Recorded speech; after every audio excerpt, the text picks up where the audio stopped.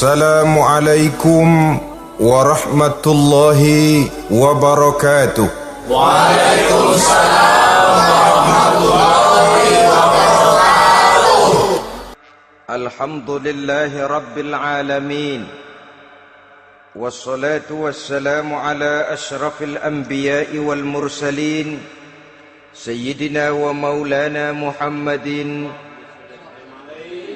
wa ala alihi wa ashabihil mujahidin at-tahirin, amma ba'du. Saudara-saudara kaum muslimin seiman dan sekeyakinan yang berbahagia, pada suatu hari seketika sedang berkumpul dengan para sahabat, Rasulullah pernah memberikan peringatan. Beliau bersabda, yushiku an tada'a alaikumul umamu kama tada'al akalatu ala qas'atiha. Pada suatu saat nanti akan datang di tengah-tengah kamu, wahai umat Islam, di mana orang-orang lain di sekeliling kamu akan bersatu mengerubungi kamu seperti bersatunya orang-orang mengerubungi makanan di atas meja hidangan. Akan datang satu saat nanti di mana kondisimu dikepung sedemikian rupa, yang barat mau menerkam, yang timur mau menghantam, yang selatan mau menginjak-injak, yang utara pun akan menjelajah. Kondisimu seperti makanan di atas meja hidangan. Sebagian sahabat merasa heran dan terkejut, lalu mereka bertanya, amin qillati nahnu yauma izin ya Rasulullah? Apakah jumlah kami pada waktu itu sedikit ya Rasul? Kami sampai dikepung sedemikian rupa? Beliau menjawab, bal antum yauma izin katsir. Sama sekali tidak. Kamu tidak sedikit pada saat itu. Bahkan jumlahmu sangat banyak. Kamu adalah mayoritas. Walakinnakum ghusa'un ka ghusa'is sail. Tetapi keadaanmu saat itu persis seperti buih di lautan. Banyak tetapi centang perenang. Banyak tetapi tidak punya daya dan kekuatan. Banyak tapi dipermainkan gelombang lautan, dihempaskan ke tepian pantai tanpa punya makna dan arti. Kondisimu pada saat itu kuantitas yang tanpa kualitas, sehingga orang lain enak saja mengepung kamu. Akidahmu didangkalkan, dibanjiri dengan peradaban dan kebudayaan yang menjauhkan dari agama. Dari segi maksiat dan munkarat seluruhnya mengepung sampai kita melepaskan nilai-nilai Islam kita ini. Dan celakanya, sambung beliau, wal yanzi'anna fi qulubi aduwikumul mahabata minkum. Akan dicabut kehebatanmu di mata musuh-musuhmu, sehingga pada saat seperti itu orang lain memandangmu umat Islam enteng saja, remeh saja, tidak ada apa-apanya. Sudahlah, pokoknya umat Islam sikat saja. Umat Islam enteng, umat Islam kecil, umat Islam tidak ada apa-apanya. Alangkah ironinya, alangkah menyedihkannya, memilukan dan sekaligus memalukan. Umat yang mayoritas ini dipermainkan oleh yang minoritas. Umat yang jumlahnya terbesar, terbanyak, bahkan konon menurut catatan sampai 90%, tapi dipermainkan oleh mereka kelompok-kelompok kecil ini. Wal yakzifanna fi qulubikumul wahn. Pada saat itu di hatimu dicampakkanlah penyakit wahan. Sahabat kemudian bertanya, wa mal wahnu ya Rasulullah? Apakah penyakit wahan itu ya Rasul? Beliau menjawab, hubbud dunya wa karahiyatul maut. Penyakit wahan itu tidak lain hubbud dunya wa karahiyatul maut. Terlalu cinta kepada dunia dan terlalu takut kepada mati. Materialistis dan takut resiko. Dua penyakit inilah yang menyebabkan walaupun umat ini mayoritas, tapi dipermainkan oleh yang minoritas. Walaupun dia golongan terbesar, tapi nasibnya seperti makanan di atas meja makan. Dari segala macam penjuru mau menghantam dia. Saudara-saudara kaum muslimin yang berbahagia, ini merupakan analisa sosial bahwa pada satu saat nanti akan terjadi di tengah-tengah umat di mana kita dihantam dan diserbu dari segala macam penjuru. Akidah didangkalkan, peradaban dan kebudayaan dirusak, makanan dan minuman diracuni, pakaian ditelanjangi dan lain sebagainya, sampai kita melepaskan nilai Islam yang kita cintai ini. Kondisi sosial ini satu saat akan datang kepada kita. Demikian analisa dan peringatan dari Rasulullah sallallahu alaihi wasallam. Marilah sekarang kita melihat, adalah benar bahwa di zaman sekarang kita insya Allah tidak akan mengalami perang Badar sehebat yang pernah dialami oleh Rasul dan para sahabatnya. Tetapi sesungguhnya perang yang kita hadapi di zaman sekarang ini tidak kalah hebatnya dengan perang Badar, tidak kurang dahsyatnya dengan perang Uhud, tidak kurang ngerinya dari perang Khandaq. Hanya saja yang kita hadapi sekarang ini bukan ujung pedang, bukan ujung tombak, bukan ujung panah.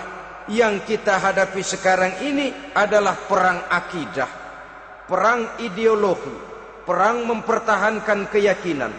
Yang kalau kita kalah sekarang, kita memang masih beragama.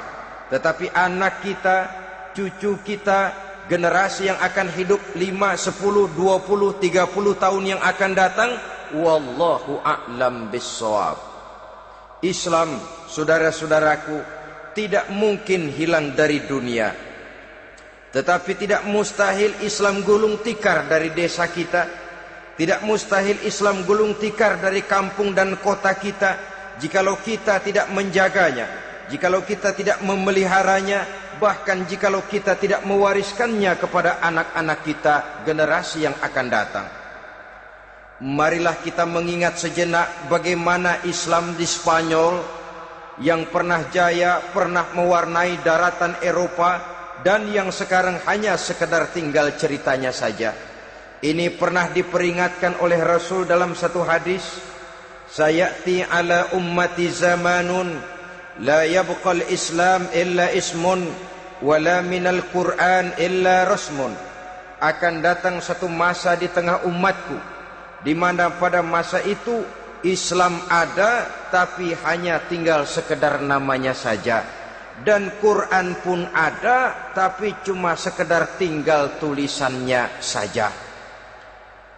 Apabila kita tidak mewariskan ini kepada generasi yang akan datang, maka serbuan-serbuan dari berbagai macam penjuru dari hari ke hari semakin kita rasakan kehebatannya. Tidak mustahil sejarah Spanyol akan terjadi di desa kita, akan terjadi di kampung kita, akan terjadi di kota kita. Orang Spanyol kalau mereka cerita kepada anaknya, mereka akan cerita, "Nak, di sini dulu ada masjid." Kapan, Pak? Dulu bener dah. Banyak orang Islam kalau hari Jumat pada sembahyang, kapan itu, Pak? Dulu sekali. Sekarang cuma sekedar tinggal ceritanya saja. Bukankah sesuatu yang sangat tidak mustahil apabila kita tidak menjaga dan mewariskan Islam ini kepada generasi yang akan datang? Maka serbuan-serbuan akan membawakan hasil yang diinginkan oleh para penyerbu itu tadi. Kita sudah menjadi umat yang mayoritas, tetapi umat yang mayoritas ini menurut Rasul dikepung sedemikian rupa, akidahnya didangkalkan, peradaban dan kebudayaannya ditekan sedemikian rupa, kehidupan sosialnya dibuat individualis. Kemudian dari segi pergaulan, pakaian, makanan, minuman dan sebagainya diracuni, sampai dia tidak lagi berpegang teguh kepada agamanya. Dan dikala itu hilang kehebatan umat ini di mata musuh-musuhnya. Orang lain memandang kita ringan saja, enteng saja, satu umat yang sudah kehilangan wibawa. Padahal konon kabarnya kita mayoritas, tapi enak saja dikutak-kutik orang lain. Dan dikala itu di hati kita merajalela penyakit wahan. Penyakit wahan itu apa? Pertama, hubbud dunia, terlalu cinta kepada dunia. Terlalu cinta kepada dunia yang menyebabkan kita lupa akan tanggung jawab dan kewajiban, lupa meneruskan dan mewariskan Islam kepada generasi yang akan datang. Kita berlomba hanya untuk mengejar dunia dan seluruh isinya. Baik dia bernama material, baik dia bernama seksual, baik dia bernama pangkat, jabatan dan kedudukan, berlomba-lomba kita di dalamnya. Sampai tercampaklah penyakit hubbud dunia di dalam hati ini. Berurat dan berakar dunia itu, sulit dan berat kita berpisah daripadanya. Akibatnya kemauan untuk berbuat demi dan atas nama agama sangat sulit terwujud di dalam kehidupan ini. Yang kedua, karahiyatul maut, terlalu takut kepada mati. Baik mati ajal, mati dalam artian yang sebenarnya, baik mati usahanya, baik mati karirnya, baik mati pangkat dan jabatannya. Sehingga dengan demikian akibatnya jatuhlah kita menjadi umat yang kehilangan wibawa di mata orang lain. Saudara-saudara kaum muslimin rahimakumullah, saya katakan tadi, perang yang kita hadapi di zaman sekarang adalah perang akidah. Perang menghadapi peradaban dan kebudayaan yang menghancurkan moral daripada anak-anak kita. Perang menghadapi banjirnya maksiat dan munkarat, yang di tengah-tengah itu, di samping berkewajiban menjaga diri dan keluarga, kita pun juga berkewajiban menjaga anak-anak kita, generasi yang akan datang, mengarahkan dan mendidik mereka sesuai dengan yang dikehendaki oleh Allah Subhanahu wa ta'ala. Oleh sebab itu, pada pertemuan kali ini yang akan saya bicarakan ialah bagaimana idealnya seorang muslim lebih dahulu memberikan pendidikan kepada anak-anaknya. Di tengah satu situasi dan kondisi di mana serbuan datang silih berganti melanda dan menghantam umat Islam, kemana anak-anak kita ini harus kita arahkan? Karena kita orang tua mempunyai tanggung jawab. Anak adalah amanah, menyia-nyiakan amanah adalah dosa, dan dosa itu merupakan satu dosa yang besar. Bahkan orang tua bisa saja masuk neraka kalau tidak bertanggung jawab tentang anak-anaknya. Satu riwayat menjelaskan, ada orang soleh, ngajinya cukup, solatnya cukup, puasanya cukup, zakatnya cukup, di mana ada majelis taklim hadir, baca Quran hobi, fitnah orang tidak pernah. Di akhirat setelah disidang dia ternyata lebih banyak kebaikannya daripada kejahatannya, maka dia pun diperintahkan dan dipersilahkan masuk ke dalam surga. Giliran anaknya disidang, biang okem nih anak. Ditanya, siapa Tuhanmu? Tidak tahu. Siapa nabimu? Tenyaho. Apa kitabmu? Ora gelem. Kamu pernah sholat? Tidak. Zakat? Tidak. Puasa? Tidak. Judi? Hobi. Zina? Tiap malam. Mabuk? Berat. Wah, brengsek kamu. Kebaikan tidak ada barang sedikit pun, sementara kesalahan dan dosa berlipat ganda. Kamu neraka. Anak ini protes. Benar, saya tidak kenal siapa Tuhan saya. Saya tidak tahu siapa Nabi saya. Saya tidak tahu kitab suci dan kiblat saya. Saya tidak sholat, tidak zakat, tidak puasa. Tiap malam saya judi, saya zina, saya mabuk. Tapi saya kerjakan semua itu karena saya tidak tahu dan orang tua saya tidak pernah memberitahu saya. Dia enak-enakan hadir di majelis taklim, saya nyekek botol, didiemin saja. Dia enak-enakan baca Quran, saya zina, didiamkan saja. Saya bukan tidak mau, orang tua saya sama sekali tidak pernah mendidik saya. Dia mau benar sendiri. Maka kalau sekarang saya harus masuk ke dalam neraka, saya menuntut agar orang tua saya ikut sama-sama bergabung dengan saya ke dalam neraka. Gara-gara dia tuh saya jadi begini. Orang tuamu yang mana? Tuh, yang barusan mau ke surga. Ini orang tua yang sudah mau berangkat ke surga dipanggil. Sebentar dulu, Mas. Ini benar anak kamu? Iya, Pak. Waktu di dunia kamu tidak pernah ajarin dia ngaji? Sampai dia tidak kenal Tuhannya, tidak kenal nabinya, tidak kenal kiblat dan kitab sucinya? Iya, Pak. Dia tidak sholat, kamu diamkan saja. Dia tidak puasa, tidak zakat, kamu bersikap masa bodoh. Bahkan dia judi, dia zina, dia mabuk, kamu pun berdiam diri saja. Iya, Pak. Tahukah kamu bahwa anak ini adalah amanah? Menyia-nyiakan amanah artinya khianat, dan khianat adalah dosa yang sangat besar. Kamu tidak bertanggung jawab, maka kamu, anakmu gabung ke dalam neraka. Saudara-saudara kaum muslimin rahimakumullah, itu sebabnya Allah pesan benar-benar, ya ayyuhalladzina amanu qu anfusakum wa ahlikum nara.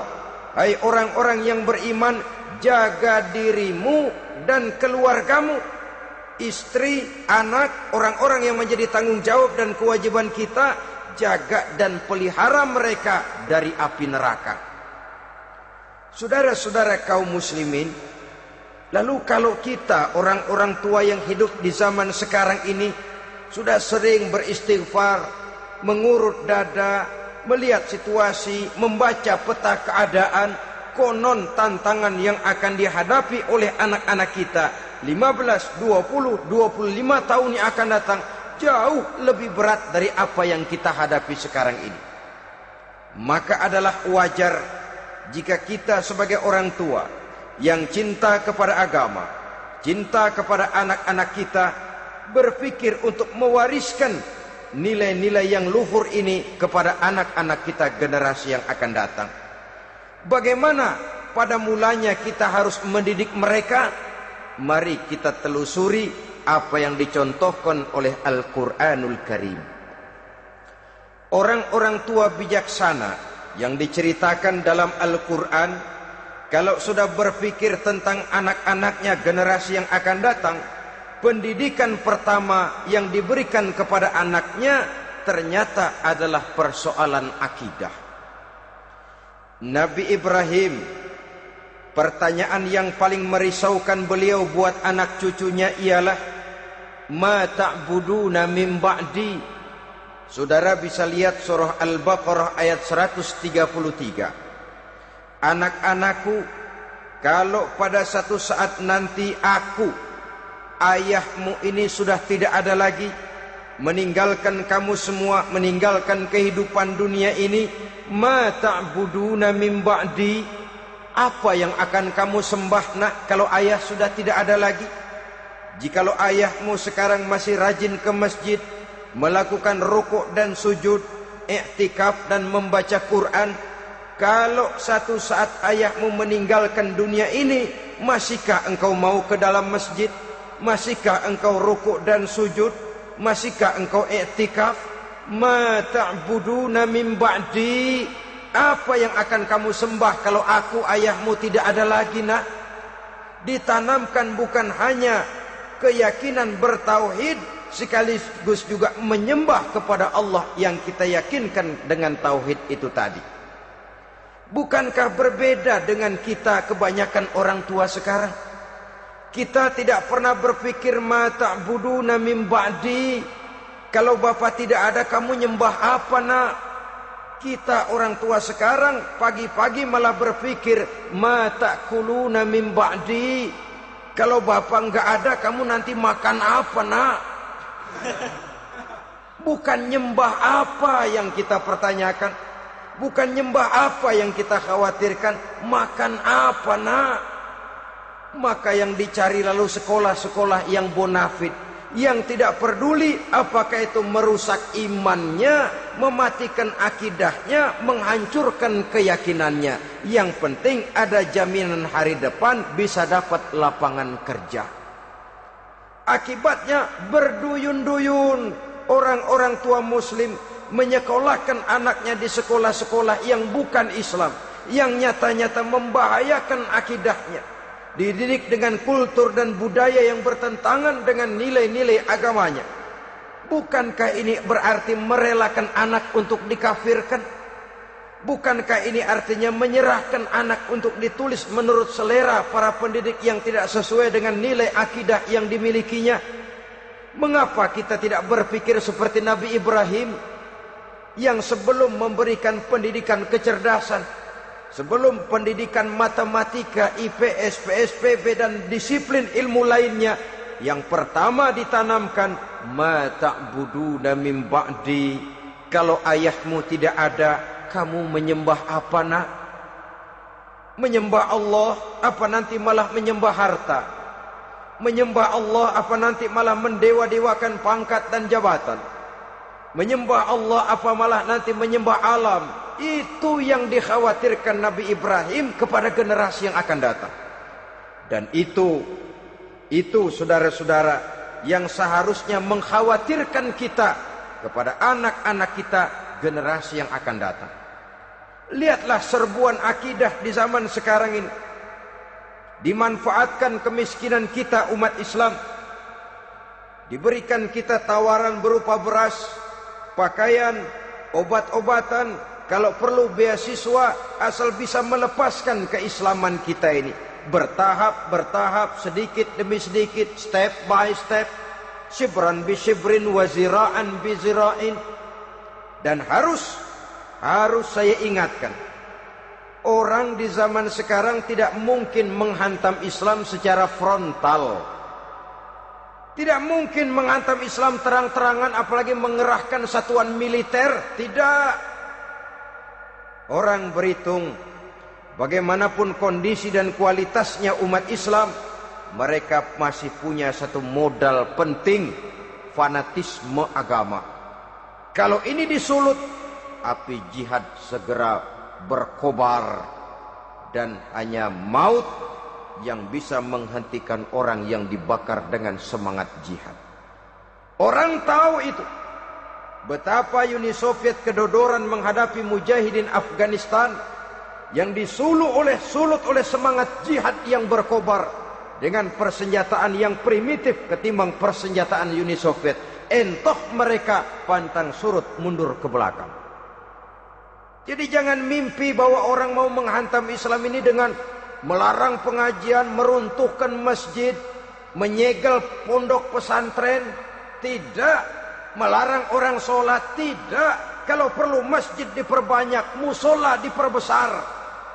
Tapi bikin itu masjid seperti museum, besar, megah, mercusuar, tapi bikin seperti museum. Tempat orang kagum, tempat orang memuji, tapi sunyi dari nilai-nilai ibadah. Saudara-saudara kaum muslimin, untuk sampai kepada penghantaman akidah, jalan yang paling mudah dirintis sekarang ini secara bertahap dan sistematis, memisahkan umat Islam dari Islamnya. Biarkan mereka bernama Muslim. Biarkan di atas kartu penduduknya tertulis agama Islam. Tapi tanamkan budaya-budaya yang menyebabkan cara bergaul mereka, cara berumah tangga mereka, cara bertetangga mereka, sampai kepada cara mereka berpakaian, cara mereka bergaul, cara mereka makan dan minum, cara mereka mendidik dan menyekolahkan anak, sama sekali tidak lagi mencerminkan nilai-nilai yang Islami. Itu sudah satu usaha yang paling praktis, memisahkan umat Islam dengan Islamnya. Kalau sadarlah kita ke arah ini usaha orang di zaman sekarang, maka yang harus pertama kita tanamkan kepada anak-anak kita, didik mereka dengan jiwa tauhid yang mengkristal di dalam batinnya, meresap sampai ke tulang sumsumnya, yang tidak akan sampai pun nyawa berpisah dari badannya, akidah itu tidak akan berpisah dari hatinya. Bahkan dia sanggup dengan tegar berkata, lebih baik saya melarat karena mempertahankan iman daripada hidup mewah dengan menjual akidah. Satu khittah, satu garis kehidupan yang perlu kita wariskan kepada anak-anak kita, generasi yang akan datang. Dahulu ada satu tradisi, saudara-saudara. Kalau anak gadis kita dilamar orang, orang lalu bertanya, anakmu mau ngelamar gadis saya, apa sudah khatam Quran berapa kali? Apa sudah bisa baca kitab macam-macam dan lain sebagainya? Sehingga lahirlah satu kebanggaan. Apapun motifnya, tapi pertanyaan semacam ini zaman sekarang sudah langka. Paling-paling yang ditanya kalau anaknya dilamar orang, anakmu kerja di mana? Gajinya sebulan berapa? Kendaraannya bebek apa soang? Apa-apa? Itu yang kita pertanyakan, berkisar di seputar materi, kerja, job, status sosial, dan lain sebagainya. Perkara bisa baca Quran atau tidak, nomor 18. Perkara sembahyangnya rajin apa tidak, nomor 36. Saudara hadirin, akibatnya terjadi pergeseran nilai. Maka mendidik anak menurut tuntunan Quran adalah seperti yang diberikan contoh oleh Luqmanul Hakim, yang diceritakan dalam surah Luqman mulai ayat 11 dan selanjutnya. Apa pendidikan pertama yang harus kita berikan kepada anak? Pertama, ya bunayya la tusyrik billah. Wahai anakku, jangan sekali-kali engkau menyekutukan Allah. Nak, jaga tauhid, pelihara iman, mantapkan akidah. Ini dasar yang pertama. Belum lagi anak mengenal berbagai macam disiplin ilmu, yang pertama ditanamkan tauhid. Ini yang mendasari kehidupan. Ini yang akan mewarnai dan menjadi warna dari kepribadian seseorang. Sentuhan jiwa tauhid di dalam diri si anak. Belum lagi sempat dia kenal yang lain. Yang pertama yang kita tanamkan, kita wariskan, kita berikan, la tusyrik billah. Jangan sekali-kali menyekutukan Allah. Nah, kalau ini sudah tertanam, ini sudah merupakan satu fondasi yang kuat. Selebihnya nanti tinggal melihat bakat si anak, kemana dia harus dididik. Yang terpenting nilai iman lebih dahulu tanamkan. Dan untuk menghancurkan nilai keimanan, saudara-saudara, saya katakan, ingatkan kepada hadis di awal tadi, dikepung kita dari berbagai macam penjuru agar bisa melepaskan nilai-nilai iman dan keyakinan. Proses pendangkalan akidah, ditanamkan keraguan kepada agama, ditanamkan rasa malu beragama, sholat malu, baca Quran malu, berangkat ke masjid malu, pakai jilbab malu. Ditanamkan rasa malu beragama, sehingga bertahap sedikit demi sedikit kita mulai berpisah dengan kehidupan beragama. Ditanamkan hal yang sedemikian rupa dari berbagai macam penjuru. Dihantam akidah, akidah kuat. Dihantam dari segi peradaban dan kebudayaan. Diperbanyaklah peradaban dan kebudayaan yang bukan mendekatkan kita dengan agama, malah mendekatkan kita dengan neraka. Menjauhkan kita dari agama, menjauhkan kita dari nilai-nilai luhur yang diwariskan oleh orang-orang tua kita terdahulu. Adalah kewajiban kita yang pertama, mendidik anak, menanamkan roh, jiwa, dan semangat tauhid di dalam diri mereka. Saudara-saudara kaum muslimin rahimakumullah. Kenapa kita lebih dahulukan menanamkan jiwa, roh dan semangat tauhid ini kepada anak-anak kita? Pertama, kita tidak hanya ingin sekedar mempunyai anak yang pintar, tetapi lebih daripada itu kita pun ingin mempunyai anak yang benar. Segala macam disiplin ilmu, segala macam bentuk penalaran ilmiah dan pengisian intelektualitas manusia mungkin di satu sisi akan membuat dia pintar, tapi di sisi lain belum tentu akan membuat dia benar. Nabi pernah memberikan peringatan, "Man izdada ilman wa lam yazdad huda, lam yazdad minallahi illa bu'da." Orang yang hanya bertambah ilmu pengetahuannya tapi tidak bertambah hidayah dari Allah, tidak makin mantap keimanannya, maka seluruh nilai-nilai ilmunya hanya akan menjauhkan dia dari Allah Subhanahu wa taala. Dan adalah lebih merupakan azab daripada nikmat kalau kita diberikan ilmu pengetahuan yang hanya akan menyebabkan kita semakin jauh dari Allah Subhanahu wa taala. Yang kedua, sesungguhnya roh, jiwa dan semangat tauhid yang melekat dalam diri anak pada puncaknya akan melahirkan satu disiplin murni yang tumbuh dari dalam dirinya sendiri, di mana si anak dalam kehidupannya merasakan dimanapun dia berada, kemanapun dia pergi, ia selalu merasakan kehadiran Allah dekat dalam hidupnya. Ia sadar sesadar-sadarnya bahwa tidak ada satu perbuatan yang bagaimanapun kecilnya yang bisa disembunyikan dari kekuasaan Allah Subhanahu wa taala. Yang ketiga, dengan penanaman roh, jiwa dan semangat iman ini, maka diharapkan anak-anak nanti pada pertumbuhannya sanggup mengendalikan hawa nafsunya. Dengan kata lain, bahwa penanaman jiwa tauhid, penanaman roh dan semangat keimanan ini merupakan kondisi dasar yang harus dilakukan sebelum yang lain-lainnya. Kemudian pendidikan kedua yang diberikan oleh Al-Quran melalui contoh dan model dengan Luqmanul Hakim ini, setelah menanamkan tauhid, ditanamkanlah kepada si anak ini rasa hormat kepada orang tuanya. Wa wassaynal insana biwalidayhi, dan kami wasiatkan kepada manusia untuk berbakti kepada ibu bapaknya. Hamalathu ummuhu wahnan ala wahnin, karena ibunya telah mengandungnya dengan kepayahan di atas kepayahan, maksudnya dengan kepayahan dan kelelahan yang berlipat ganda. Sehingga ketika Rasul ditanyakan orang, "Ya Rasul, siapa yang paling harus saya taati di dunia ini?"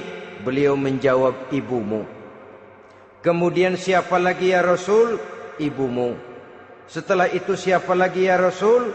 "Ibumu." Dan kemudian, "Siapa ya Rasul?" "Bapakmu." Ibu, ibu, ibu, bapak. Bahkan al-jannatu tahta aqdamil ummahat, surga berada di bawah telapak kaki ibu. Bagaimana menanamkan rasa hormat kepada orang tua di hati anak? Tentu yang pertama, bagaimana orang tua bisa memberikan keteladanan. Marilah kita sebagai orang-orang tua ini menyadari bahwa sebelum anak kenal sekolah dasar, sebelum anak kenal TK, ibtidaiyah, sanawiyah sampai kepada perguruan tingginya, yang pertama dia kenal adalah lingkungan rumah tangganya, gurunya adalah ibu bapaknya. Di sini berlakulah apa yang dinamakan keteladanan. Keteladanan jauh lebih berhasil daripada sekedar teori-teori yang muluk. Keteladanan jauh lebih berhasil daripada berbagai macam indoktrinasi dan penataran. Kurangnya keteladanan akan menyebabkan anak mencari pola. Apabila kita orang tua ini tidak bisa memberikan keteladanan yang baik kepada anak-anak kita, maka pada suatu saat anak-anak akan menganggap enteng dan kehilangan wibawa kita sebagai orang tua di mata mereka. Dikala itu akan sangat sulit kita membentuk kepribadian mereka. Bukankah di zaman sekarang ini kita banyak mengalami krisis wibawa, krisis figur? Ada yang karena rapotnya merah melulu, gurunya dikeroyokin. Pak guru pulang sekolah dicegat.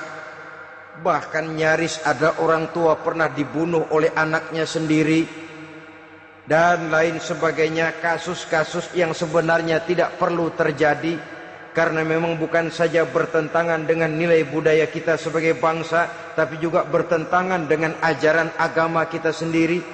Krisis wibawa, krisis figur, yang juga akibatnya harus kita sadari banyak faktor yang membentuk kepribadian anak. Pergaulannya, yang dibacanya, yang ditontonnya, yang disaksikannya di dalam kehidupan.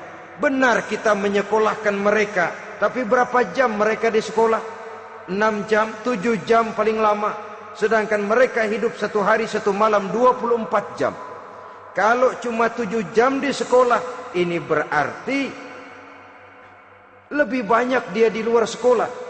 Dan di luar sekolah itu artinya ya rumah tangganya, ya temannya, ya lingkungan di mana dia tinggal, yang seluruhnya sangat besar pengaruhnya dalam ikut membentuk kepribadian anak-anak kita. Saya katakan tadi, di samping kita menghadapi perang akidah, kita pun berhadapan di dalam perang menghadapi peradaban dan kebudayaan yang bukan saja menjauhkan kita dari agama, tetapi sanggup menghancurkan moral daripada anak-anak kita. Secara pribadi, saudara-saudara, saya iri, saya kagum misalnya dengan kemajuan yang diperoleh oleh negara tetangga kita, Jepang misalnya. Padahal tahun 45 ia pun hancur lebur oleh meledaknya atom di Hiroshima dan Nagasaki. Tapi bagai satu tenaga raksasa kemudian Jepang bangkit menjadi satu negara superpower di Asia. Bahkan gurunya saja Amerika sekarang ini kewalahan menghadapi perang dagang dengan Jepang ini. Dan yang menarik, Jepang bisa maju dan modern dengan tetap menjadi Jepang, tanpa harus kehilangan identitasnya sebagai satu bangsa, tanpa harus kehilangan kepribadiannya sebagai satu bangsa. Sebagai negara yang sedang berkembang, kita sering latah. Kita ingin meniru Barat, tapi bukan teknologinya, westernisasinya yang kita tiru. Bukan isinya, kulitnya yang kita ambil. Akibatnya apa? Modernnya belum, orangnya sudah Barat. Bergaulnya sudah cara Barat, berumah tangganya sudah cara Barat, berpakaiannya sudah cara Barat, mendidik anaknya sudah cara Barat.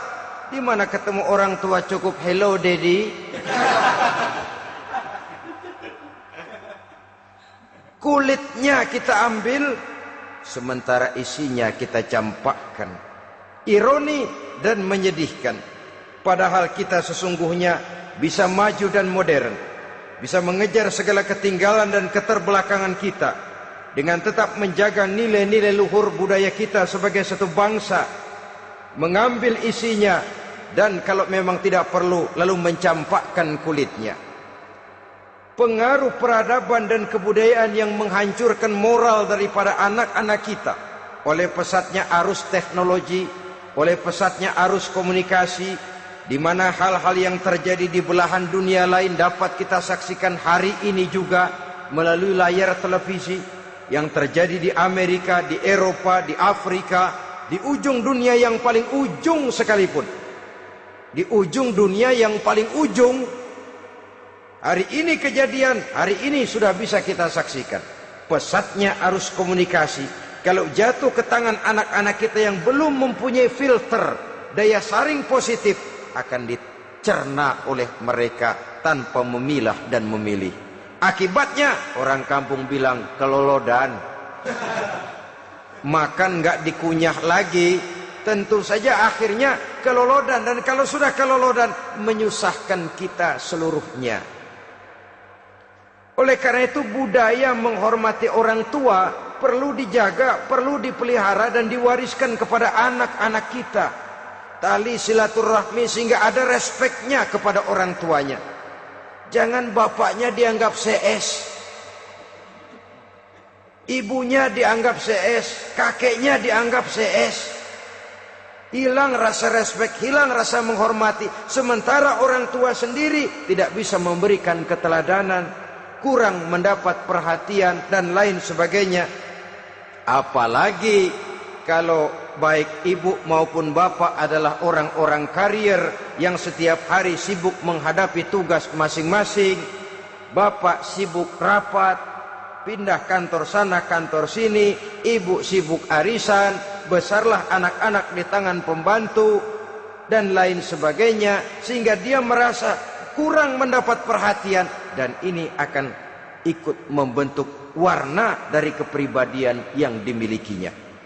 Sampai kepada pelosok-pelosok desa, jaringan televisi memang menguntungkan. Tapi kalau sudah sampai kepada menayangkan budaya-budaya yang tidak sesuai dengan pola di mana mereka tinggal, pola lingkungannya, dan ingin mereka terapkan dalam kehidupan, ironi dan menyedihkan.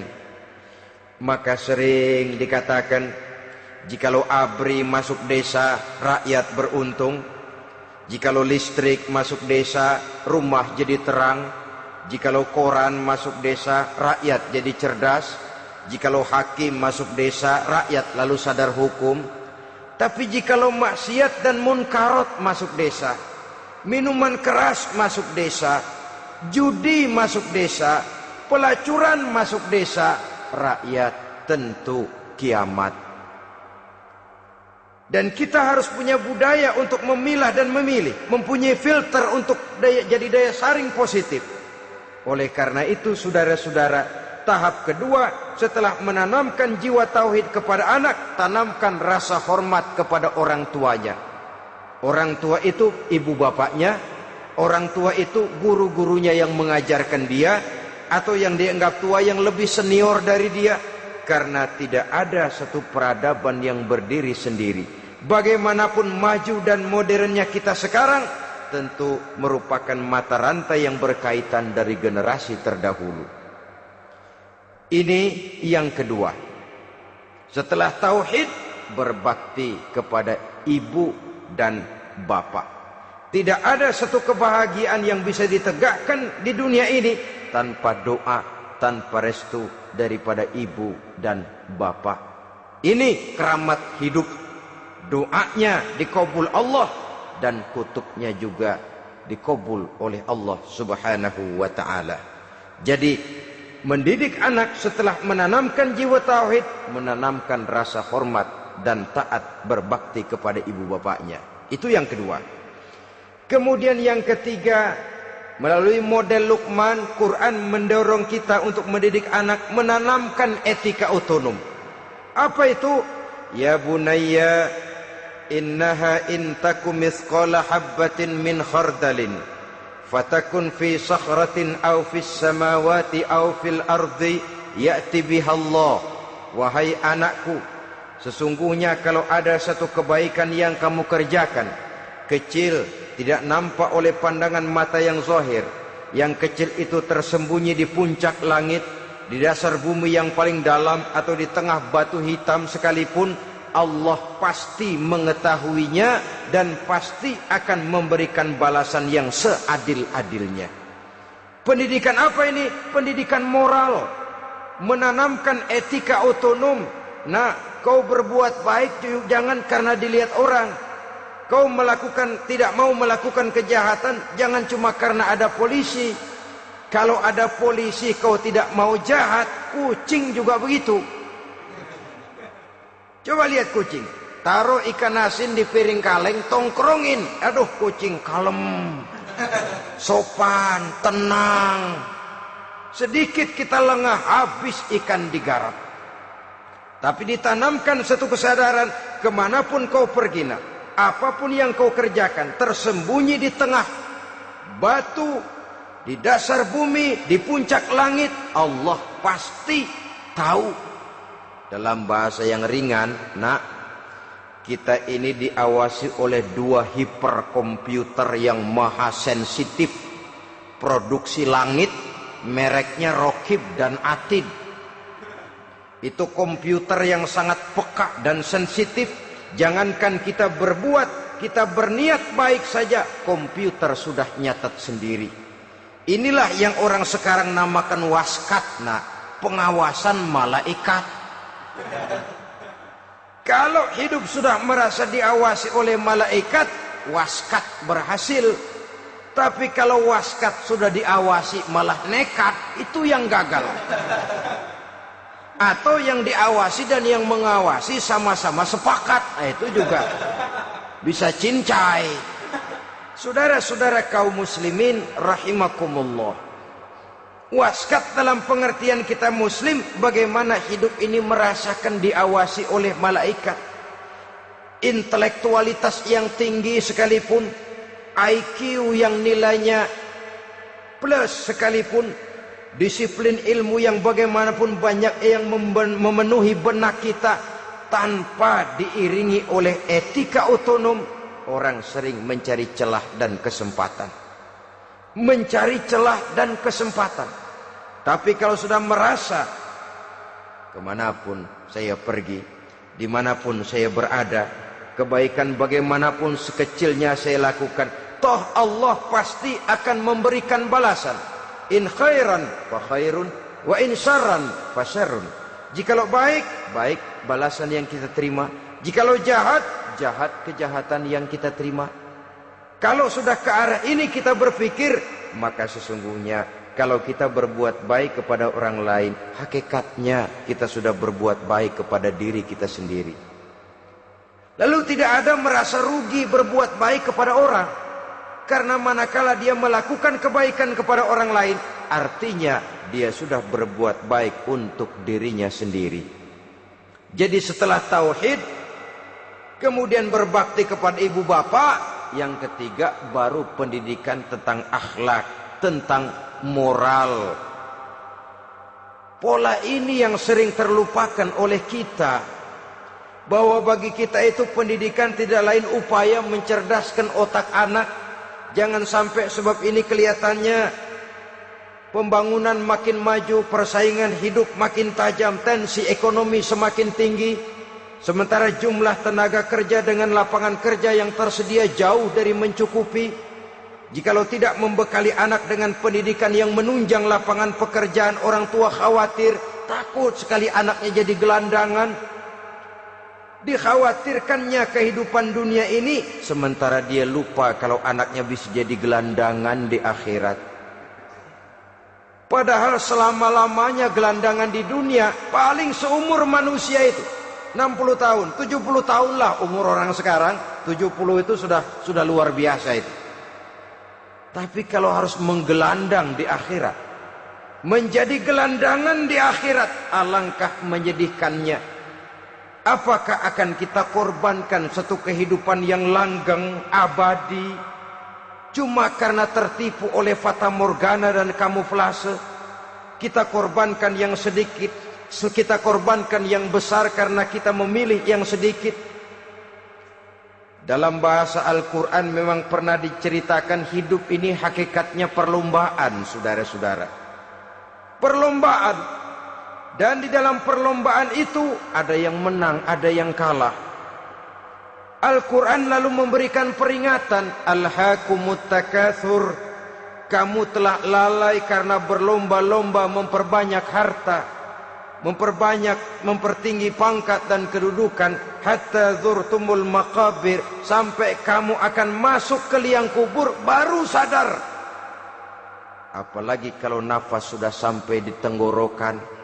Persis Fir'aun sudah tenggelam di lautan merah, mau mampus, baru dalam sekaratnya amantu bi Rabbi Musa wa Harun. Kalau begini caranya, saya juga percaya kepada Tuhan Musa dan Harun, percaya kepada Allah. Sudah mau mati, baru amantu bi Rabbi Musa, kami percaya kepada Tuhan Nabi Musa, kata Fir'aun. Malaikat maut kesal benar, dilelepin terus di laut. Mampus tuh sekalian. Hidup ini memang kita berlomba. berlomba dengan waktu, berlomba dengan umur, berlomba dengan tenaga, berlomba dengan tetangga. Yang jangankan kita sampai mundur, berhenti saja sejenak, kita akan ditinggalkan oleh yang lain. Tiada kata mundur, bahkan tiada kata berhenti. Sekali kita melangkah, melangkahlah terus. Tapi berlombalah seperti yang dikehendaki Quran. Fastabiqul khairat. Berlomba-lombalah di dalam kebajikan.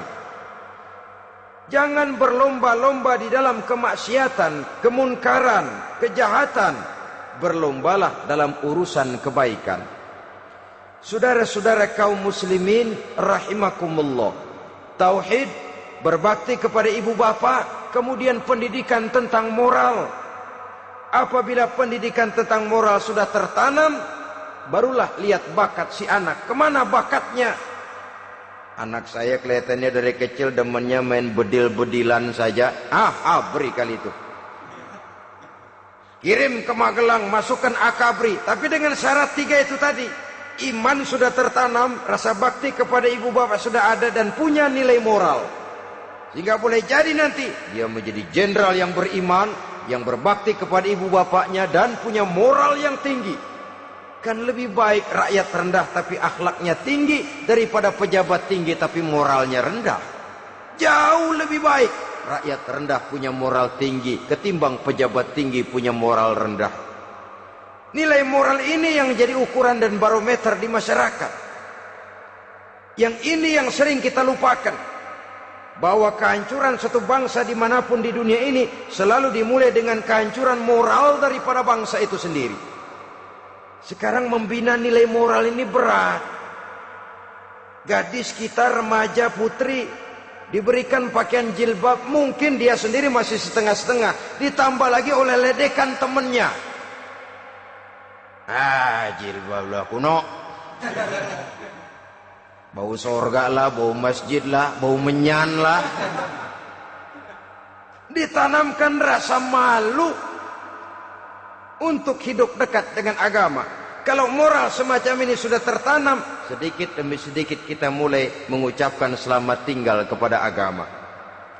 Dan kemalangan apa yang lebih malang kalau kita sudah jauh dari agama ini?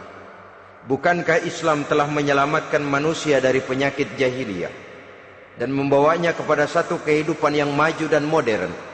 Kalau kita tinggalkan Islam ini, bukankah artinya kita akan kembali kepada satu zaman jahiliyah? Hanya saja jahiliyah itu berada di abad modern. Versinya tentu lebih modern. Kalau zaman jahiliyah dulu mabuknya pakai arak, zaman sekarang sudah macam-macam orang bisa mabuk. Kalau zaman jahiliyah dulu anak perempuan dikubur hidup-hidup, zaman sekarang kadang-kadang belum sempat lahir ke dunia, malah sudah dibunuh lebih dahulu. Versinya saja yang berbeda. Kalau di zaman jahiliyah dahulu manusia menyembah batu yang bernama Latta, Uzza, Manat dan Hubal. Di zaman jahiliyah modern sekarang ini, orang sering menyembah kepala bagiannya, sering menyembah atasannya, sering menyembah komputer, sering menyembah teknologi modern yang lebih diyakininya daripada Allah sebagai keyakinan sentral di dalam hidupnya. Saudara-saudara kaum muslimin rahimakumullah. Jadi yang ketiga, nilai moral yang ditanamkan kepada anak-anak kita supaya dia bisa menghadapi tantangan-tantangan hidup yang semakin berat ini dengan tetap berpegang teguh kepada nilai-nilai moral yang diwarnai oleh jiwa keimanannya yang bersumber dari ajaran agamanya. 3. Kemudian yang keempat, barulah tatanan kehidupan sehari-hari. Apa kata Luqman? Ya bunayya aqimis shalah. Setelah bertauhid, berbakti kepada ibu bapa, punya nilai moral. Ya bunayya aqimis shalah, nak dirikan solat. Rumah tangga muslim. Anak berumur 7 tahun sudah berani meninggalkan solat. Kata Nabi, pukul. Bukan untuk menyakiti, untuk mendidik. Karena sayang kepada anak. Saudara-saudara, kita khawatir betul kepada anak. Kalau dia pulang dari sekolah, Buru-buru kita sebagai orang tua bertanya, sudah makan nak? Sudah istirahat nak? Tapi jarang kita sebagai orang tua melontarkan, sudah sholat nak? Bahkan kita bisa memberikan sugesti kepada anak. Nah, kalau kau naik kelas 1 sampai naik ke kelas 2, bapak beliin sepeda. Tamat SD nak, motor. Tamat SMP nak, ke Bali kita. Tamat SMA nak, Singapura. Saudara-saudara, tapi kalau untuk urusan sholat misalnya, kita tidak pernah memberikan sugesti kepada anak-anak kita. Nah, kalau kau hafal Fatihah lengkap dengan artinya, bapak beliin sepatu. Nah, kalau kau bisa sholat dengan baik, cukup syarat rukunnya, bapak beliin sepeda. Ada rangsangan, ada sugesti yang membuat anak lebih tergerak untuk hidup dalam suasana keagamaan. Ya bunayya aqimis sholat, nak dirikan sholat. Sebab ini sandaran vertikal yang paling langsung antara manusia dengan Tuhannya. Menyadari bahwa sepanjang yang bisa dilakukan oleh manusia hanyalah berusaha, dan kepastian sepenuhnya ada di tangan Allah. Dengan sholat kepribadianmu diperteguh, dengan sholat sandaran vertikalmu kepada Allah diperkuat. Dan pada waktunya nanti Al-Quran memberikan bimbingan, hendaklah minta tolong kepada Allah dengan sabar dan tetap mendirikan sholat. Ya bunayya aqimis sholat. Setelah itu, wa'mur bil ma'rufi wanha 'anil munkar. Tegaklah membina yang ma'ruf, tegaklah mencegah yang munkar. Ini sikap hidup sudah. Sholat tadi tugas hidup. Lalu sikap hidup tampil di tengah masyarakat, membina yang ma'ruf, mencegah yang munkar sesuai dengan kesanggupan masing-masing. Bukankah setiap kita kepingin punya anak yang bermanfaat, setidaknya bagi keluarganya, syukur kalau bisa bagi lingkungannya, bagi masyarakat, bangsa dan negaranya. Dan satu di antara tanda orang yang bermanfaat, kalau dia bisa hidup menjadi penganjur yang ma'ruf dan pencegah yang munkar. Dan itu kalau tidak ada hidayah, sulit orang mau melaksanakan itu. Sebab apa? Ada kecenderungan belakangan ini di mana agama dianggap urusan pribadi. Sehingga orang lalu sering bilang, jangan bawa-bawa agama dah, itu kan bukan urusan agama. Ini sudah ciri berpikirnya sekuler. Jangan bawa-bawa agama. Agama urusan pribadi, artinya orang mau sholat mau enggak, jangan bilang apa-apa dah. Urusan dia sendirian. Dia mau puasa dia enggak, merdeka saja, urusan pribadi. Agama bukan persoalan pribadi. Apalagi jika sudah menyangkut amar ma'ruf dan nahi munkar. Siap menegakkan yang baik, mencegah yang munkar, untuk tegaknya satu masyarakat yang diwarnai oleh kebaikan dan terhindar dari segala macam kejahatan. Dan terus ayat-ayat selanjutnya mencerminkan sikap hidup. Namun yang intinya, cara mendidik anak yang baik yang dicontohkan oleh Al-Quran dengan Luqmanul Hakim sebagai model. Pertama, tanamkan tauhid. Yang kedua, tanamkan rasa hormat dan berbakti kepada ibu bapaknya. Yang ketiga, tanamkan moral, nilai akhlak yang tinggi. Setelah itu yang keempat, biasakan hidup dalam suasana keagamaan. Kontrollah sholatnya.